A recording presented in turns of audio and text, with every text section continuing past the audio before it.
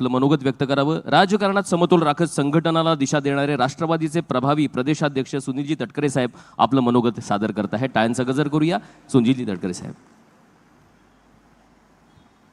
केवळ कोकणाचे नव्हे तर महाराष्ट्राचे नेते असलेल्या आदरणीय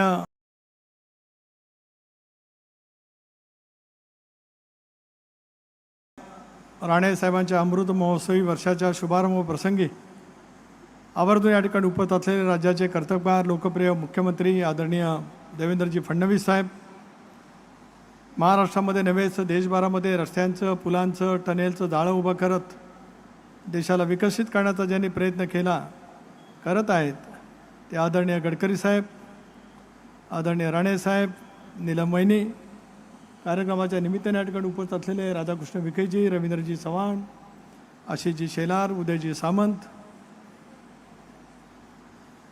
आमदार दीपक केसरकर, आमदार प्रवीण दरेकर, आमदार प्रसाद लाड, राणे साहेबांचे कर्तव्यगार सुपुत्र राज्याचे मत्स्य व्यवसाय बंदरे खात्याचे मंत्री नितेशजी, आमदार निलेशजी, सर्व सन्मान्य व्यासपीठ, पत्रकार मित्र, वाहिन्यांचे प्रतिनिधी आणि अभूतपूर्व संख्येने जमलेलं माझ्या तमाम उदयजी सिंधुदुर्गवासीय नाही, कोकणवासीय, सगळा कोकण आहे इथे, रायगड, रत्नागिरी, सिंधुदुर्ग आणि ठाण्यापासून तमाम कोकणवासीय बंधू भगिनी आणि सहकारी मित्रांनो, वरोडाच्या परिसरामध्ये जन्माला आलेलं एक नेतृत्व मुंबईच्या घाटलाच्या विलेजच्या परिसरामध्ये गेलं।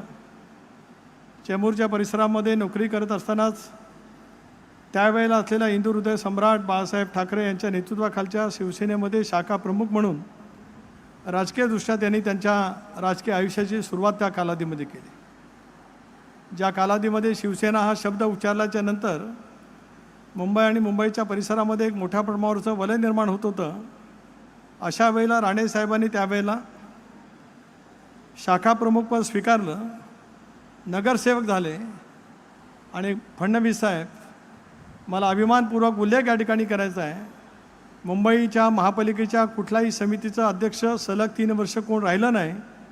राणे साहेबांची कर्तव्यगारी इतकी मोठी की त्याला बाळासाहेब यांनी सलग 3 वर्ष बेस्ट कमिटीचं चेअरमन म्हणून राणे साहेबांना त्यावेळेला नियुक्त केलं होतं। मुंबईच्या बेस्ट कमिटीचं अध्यक्षपद भूषवणं आणि मुंबईच्या असलेली बेस्टची वाहतूक असेल, वीज असेल, या सर्वांचं नियोजन करणं, खेड्यापाड्यातला आलेला माणूस मुंबईमध्ये राहतो, कामगारांच्या घरामध्ये जन्माला आलेला नेता मुंबईसारख्या मोहमयी शहराचं, देशाच्या आर्थिक राजधानीचं नियोजन करतो, हे राणेसाहेबांचं कर्तृत्व त्या कालावधीमध्ये संबंध मुंबईकरांनी अनुभवलं आणि 1990 साली कणकवली विधानसभा मतदारसंघातून त्यावेळेला ते निर्वाचित झाले। माझा त्यांचा परिचय या ठिकाणी गडकरी साहेब आपल्यालाही सांगितलं पाहिजे, फडणवीस साहेबांनी सांगितलं पाहिजे। 92 साली मी जिल्हा परिषदेचा अध्यक्ष झालो आणि राणेसाहेब अंदाज समितीचे सदस्य होते आणि राणेसाहेब ज्याला अलिबागला आले त्याला जिल्हा परिषदेचा अध्यक्ष म्हणून मी त्यांचं स्वागत केलं। पहिल्या भेटीमध्येच एक ऋणानुबंधाचं नातं जमलं। कोकणातले दोन्ही कार्यकर्ते असल्यामुळे, तसे राणेसाहेब तळ कोकणातले आणि मी तसा उत्तरेकडच्या कोकणातला, पण एकदा ओळख पटली, अंतःकरणापासूनच्या भावना जोडल्या गेल्या की आयुष्यभराचा एक वेगळा प्रवास त्यानिमित्ताने सुरू होत असतो। पण 1992 सालापासून ते 2027 सालापर्यंत हा प्रवास हा माझ्या जीवनातला राजकीयदृष्ट्या प्रवास नक्कीच होता, पण एक मार्गदर्शक म्हणून राणे साहेबांनी केलेलं काम निश्चितपणाने अनुभवायला मिळालं। मला आठवतं 95 साली म्हणजे ज्यावेळेला राज्यामध्ये शिवसेना आणि भारतीय जनता पक्षाचं सरकार आलं त्याला सुरुवातीला त्यांच्याकडे पशुसंवर्धन आणि वेगवेगळी खाती होती। पण मगाशी उदयजी तुम्ही या ठिकाणी म्हणालात, कुलकर्णी सर या ठिकाणी म्हणाले, रुबाबदार व्यक्तिमत्व कसं असावं। राणेसाहेबांचा फुल शर्ट, पिन केलेली पॅन्ट, लावलेला बेल्ट, या रुबाबामध्ये विधानमंडळामध्ये ज्यावेळेला यायचे त्याला एक रुबाबराब नेता, एक मंत्री म्हणून सभागृहामध्ये काय पद्धतीने काम करतोय त्यानिमित्ताने अनुभवायला मिळालं। सुधीर जोशी साहेबांचा अपघात झाला आणि ते राज्याचे महसूल मंत्री झाले। महसूल म्हणून राज्यभरामध्ये एक वेगळ्या पद्धतीची ओळख महसूल विभागाची करण्यामध्ये राणेसाहेबांचं कर्तव्यगारी त्या कालावधीमध्ये सुद्धा मोठी झाली आणि ज्यावेळेला ते राज्याचे मुख्यमंत्री झाले त्यावेळेला एक 9-10 महिन्याचा कालखंड मिळाला। राणेसाहेबांसारखा वाऱ्याने वेगाने पळणारा नेत्याला अधिक कालखंड मिळाला असता तर कोकणाचं चित्र त्यांनी पूर्णपणे बदलवलं असतंच, पण महाराष्ट्राचं चित्रसुद्धा त्यांनी फार मोठ्या प्रमाणावरती बदललेलं आपल्याला सर्वांना त्यानिमित्ताने अनुभवायला मिळू शकतं आहे। एवढंच मला या निमित्ताने सांगायचं आहे। 92 साली सत्तांतर झालं, राणेसाहेब त्याला विरोधी पक्षनेते झाले. आम्ही सगळेजण सत्तारूढ बाकावरती होतो. मी त्याला नगर विकास खात्याचा राज्यमंत्री होतो आणि राणेसाहेब विरोधी पक्षनेते. आजचं मला माहीत नाही फडणवीस साहेब आपण असाल, आपण आज सभागृहात उभं राहिलं की सभागृह थंड असतं, शांत असतं. अजितदादा उभे राहायचे, उभं राहिलं की सभागृह शांत असायचं. राणेसाहेब ज्यावेळेला विरोधी पक्ष नेता म्हणून सभागृहामध्ये ज्यावेळेला बोलायला उठायचे आणि पलीकडच्या बाकावरनं म्हणजे विरोधी पक्षाच्या बाकावरून सगळे शिवसेनेचे तसे आक्रमक आमदार. पण एकदा राणेसाहेब भाषणाला उठले आणि जरा जरी पाठीमागे आवाज आला फक्त असं मागून वागायचं, फक्त मागे बळायचं, हातही दाखवायचं नाही, फक्त पाठीमागे अशीची बघायचं. एकदम टाचणी पडेल इतकी शांतता, इतका दरारा, इतका म्हटलं तर धाक आणि इतका आदर महाराष्ट्राच्या राजकारणामध्ये राणेसाहेबांनी स्वतःहून त्यावेळेला निर्माण केल्याचं पाहायला मिळतं आहे. मला आठवतं की ज्यावेळेला विरोधी पक्ष नेते म्हणून अर्थसंकल्पावरची नारायण राणेसाहेबांची भाषणं हे ऐकणं म्हणजे सुद्धा सभागृहामध्ये गेल्याचं आपल्याला एक तऱ्हेचा वेगळा अनुभव मिळतो आहे, असं माझ्यासारख्या कार्यकर्त्याला निश्चितपणे त्या ठिकाणी अनुभवायला मिळालं. GDP भारताचा असेल, राज्याचा असेल, राज्याचं महसुली उत्पन्न, राज्याचा खर्च याच्यावरती अभ्यासपूर्ण भाषणं ज्या पद्धतीने नारायण राणेसाहेब करत होते सभागृहामध्ये, त्याला एक उत्तम विरोधी पक्ष नेता राणेसाहेबांच्या रूपाने महाराष्ट्राच्या विधिमंडळाने अनुभवला असं जर काय म्हटलं ते काही चुकीचं ठरू शकत नाही. सत्ता आणि सत्तेतला बदल याच्यामधून सुद्धा सहजगत्या काही गोष्टी स्वीकार लागत असतात. एकेकाळी 8-9 महिन्याचे मुख्यमंत्री, त्या कालावधीमध्ये वाजपेयी साहेबांच्या नेतृत्वाखाली लोकसभेच्या निवडणुकीबरोबर विधानसभेच्या निवडणुकासुद्धा त्यावेळेला झाल्या आणि त्याच्यातून विरोधी पक्ष नेतेपद त्यांच्याकडे आल्याच्यानंतर एक अभ्यासू विरोधी पक्ष नेता म्हणून त्यांनी केलेलं काम हे नेहमीच उजवं त्या ठिकाणी ठरलं. नगरविकास राज्यमंत्री होतो, अनेक वेळेला त्यांच्या सूचना ऐकायला मिळाल्या, अनेक वेळेला त्यांनी मार्गदर्शन त्या निमित्ताने केलं आणि त्याच्यातून एक वेगळा माझ्या राजकीय जीवनामध्ये सुद्धा घडवण्याचा विलक्षण योग त्या निमित्ताने आला. 2004च्या विधानसभेच्या निवडणुकीच्या नंतर अशीच त्यावेळेला वदंत होती, राणेसाहेब कदाचित पुन्हा शिवसेना भाजपचं सरकार येईल. त्याच्या अगोदर माझ्यावरनं फार वादळ झालं होतं सरकारमध्ये. त्यावेळेला विश्वासदर्शक ठराव विलासरावांच्या नेतृत्वा सरकारवरती आलेला होता. मला सरकारमध्ये घेतल्यामुळे शेतकरी कामगार पक्षाने राजीनामा दिला होता. त्याला राणेसाहेबांनी इतकी पक्की मोड बांधलेली होती, इतकी पक्की की विखे पाटील साहेब आपलं सरकार टिकेल की नाही याच्याबद्दलची शंका होती. आता का, कोणामुळे, कशामुळे ते नाही घडू शकलं याच्या तपशिलात मी जाऊ इच्छित नाही. गेलं तर ते त्याला राजकीय संदर्भ होईल, पण त्यावेळेला राणेसाहेबांनी ज्या पद्धतीने अतिशय योग्य पद्धतीने भूमिका घेतली होती, आमच्याच पक्षाचे 4-5 सदस्य, विधानसभा सदस्य त्यांच्यासोबत घेण्याचं कसब त्यांनी दाखवलं. हा धाकही होता, धरारी होता, आदबी होती आणि एक उद्याचं नेतृत्व महाराष्ट्राला कशामध्ये मिळू शकेल याच्याबद्दलची एक तऱ्हेची उत्सुकता होती. म्हणून तो प्रसंग लोकशाही आघाडीच्या सरकारमध्ये आलेला पाहायला मिळाला. 2004 नंतर पुन्हा एकदा वेगळं वातावरण तयार झालं. आज त्यांच्या वाढदिवसाच्या निमित्ताने फडणवीस साहेब, गडकरी साहेबांच्या समोर मला सांगायचं वाटतं आहे, त्याला शिवसेनेच्या अंतर्गत एक खळबळ तयार झाली होती. राणेसाहेबांनी रंगशारदामध्ये केलेलं भाषण, शिवसेना प्रमुख हयात असताना त्यावेळेला शिवसेनेमध्ये पदं काय पद्धतीने दिली जातात असं बोलणारा नेता शिवसेनेमध्ये जन्माला आला एकमेव, त्याचं नाव नारायण राणे आहे. हे मला आवर्जून या ठिकाणी सांगायचं. भुजबळ साहेब ज्यावेळेला पक्षाच्या बाहेर पडले त्याच्यानंतरसुद्धा जे काही मुंबईमध्ये वातावरण तयार झालं, एक कडवट शिवसैनिक म्हणून पक्षांतराच्या विरोधामध्ये किती भूमिका घेता येऊ शकते हे राणेसाहेबांच्या नेतृत्वाखाली त्यावेळेला निश्चितपणाने अनुभवायला मिळालं. माझ्या सांगण्याचा मतितार्थ असा आहे की त्यावेळेला रंगशारदामध्ये त्यांनी केलेलं भाषण संबंध वर्तमानपत्रामध्ये छापून आलं होतं आणि मग लक्षामध्ये आलं की त्यांच्या मनामध्ये काहीतरी खतखत आहे. म्हणून त्यांना विरोधी पक्ष नेता असलेल्या त्यांच्या दालनामध्ये भेटलो. त्याच्या अगोदरचा किस्सा, राणेसाहेब खूप आक्रमक, विलासराव आणि त्यांचं खूप मोठ्या प्रमाणावरती गडकरी साहेब, विधान परिषद विरोधी पक्ष नेते, विधानसभेचे विरोधी पक्ष नेते नारायण राणेसाहेब आणि विलासरावांना या 2 विरोधी पक्ष नेत्यांना सामोर जात अनेक वेळेला त्यांना असं वाटायचं की आपण सरकार सोडून जावं. इतक्या मोठ्या प्रमाणावरती हे दोन्ही विरोधी पक्ष नेते संसदीय कामगिरी अतिशय उत्तम पद्धतीने त्या कालावधीमध्ये बजावत होते. एक दिवस मला विलासरावांनी विचारलं की राणेसाहेबांचे संबंध कसे आहेत. मी म्हटलं संबंध तसे ठीक आहेत, पण त्यांच्यासारखा मोका आणि दालदार आणि दमदार नेता नाही. म्हणाल काय केलं पाहिजे. म्हटलं फक्त फोन करा राणेसाहेबांना की मी उद्या जेवायला तुमच्या दालनात येतो आहे.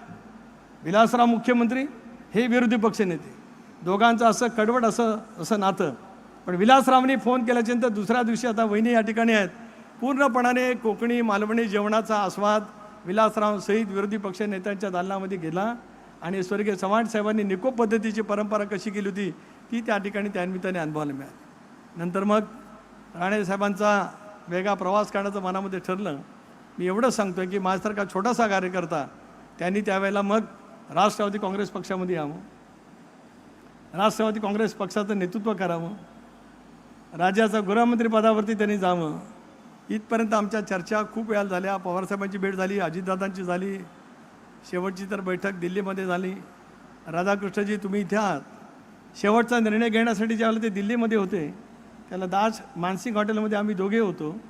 रात्री 2:45 वाजता आपले पिताश्री आले, बाळासाहेब विखे पाटील साहेब, आणि बाळासाहेब विखे पाटील साहेबांनी त्यांना अहमद पटेल साहेबांकडे नेलं. त्या दिवशी रात्री जर का ते अहमद पटेल साहेबांकडे गेले नसते तर दुसऱ्या दिवशी ते राष्ट्रवादी काँग्रेस पक्षामध्ये असते, राष्ट्रवादी काँग्रेस पक्षाचे प्रदेशाध्यक्षही झाले असते, राष्ट्रवादी काँग्रेस पक्षाकडनं राज्याचे ऊर्जा मंत्रीसुद्धा झाले असते. इतका सगळा निर्णय झालेला तो त्या रात्रीत आपले पिताश्री बाळासाहेबांनी बदलवला. ठीक आहे, बदलला, त्याच्याबद्दल दुःख नाही. मग काँग्रेसचा प्रवास झाला. त्यावेळेला मी त्यांना म्हटलं, ते म्हणाले की मला काँग्रेसने मुख्यमंत्री करण्याचा शब्द दिला आहे, काँग्रेसवरती टीका नाही, आजचा दिवस वेगळा आहे. पण त्यांना मी सांगितलं होतं की तुम्हाला काँग्रेस कधी मुख्यमंत्री करणार नाही. स्वतःच्या सावलीला भिणारं नेतृत्व ज्यावेळेला असतं त्याला, इतका नेता ज्यावेळेला उत्तम पद्धतीने काम करू शकतो त्याला नेतृत्वपद देणं कधी काय घडू शकत नाही. मग त्यांचा त्यावेळेला झालेला प्रवास, त्याच्यानंतर मग विधान परिषदेमध्ये झालेली त्यांची निवड, मी त्याला विधान परिषदेमध्ये बाजूला बसायचो, त्यावेळेला सरकारबद्दल केलेली भाषणं, आणि नंतर देवेंद्रजींची साथ त्यांनी कधी धरली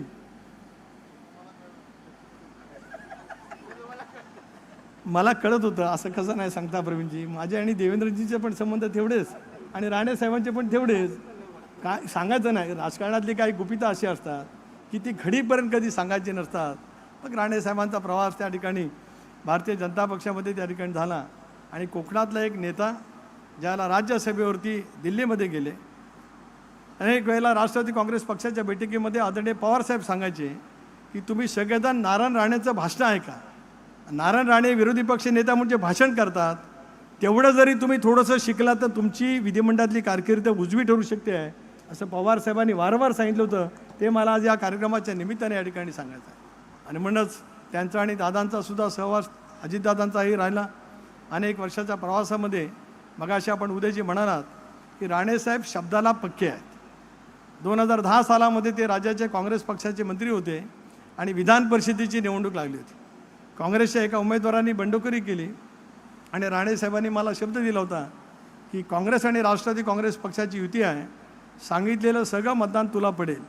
त्यावेळेला काँग्रेसचे अध्यक्ष ठाकरे साहेब होते, माणिकराव, ते त्यांना सांगायचे की मतदान वेगळं झालं पाहिजे. यांनी सांगितलं मी शब्द दिला आहे, आघाडीला दिला आहे, सुनीलला दिला आहे, तो शब्द मी त्या ठिकाणी पुरा करणार. आणि 3 सलग विधान परिषदेच्या निवडणुकीमध्ये मला जे काय पूर्णपणाने सिंधुदुर्गात मतदान झालं त्या साऱ्याचं श्रेय राणेसाहेबांना जातं आहे, हे मला आवर्जून या निमित्ताने सांगायचं आहे. जीवनामध्ये असे अनेक ऋणानुबंधाचे संबंध येतात, त्याच्यातून भविष्याची वाटचाल कशा पद्धतीने करावी ह्याच पद्धतीचं आपल्याला पाहायला मिळू शकतं. मेडिकल कॉलेज तळ कोकणामध्ये उभं राहील. शासकीय रुग्णालयाच्या खेरीज मेडिकल कॉलेज हे कधी कोणाच्या स्वप्नामध्ये आलेलं नव्हतं, पण ते स्वप्न कोकणवासियांचं साकार करण्याचं काम राणेसाहेब आपण त्यावेळेला केलं. आम्ही सारेजण या ठिकाणी आलो होतो. सिंधुदुर्ग जिल्हा पर्यटन जिल्हा म्हणून घोषित केला. लोकसभेचे खासदार म्हणून सुद्धा आपण त्या ठिकाणी काम करतात. अशा वेळेला नितेश असेल, आपला विचाराचा वारसा चालवण्याचा त्या निमित्ताने ते प्रयत्न करतायत.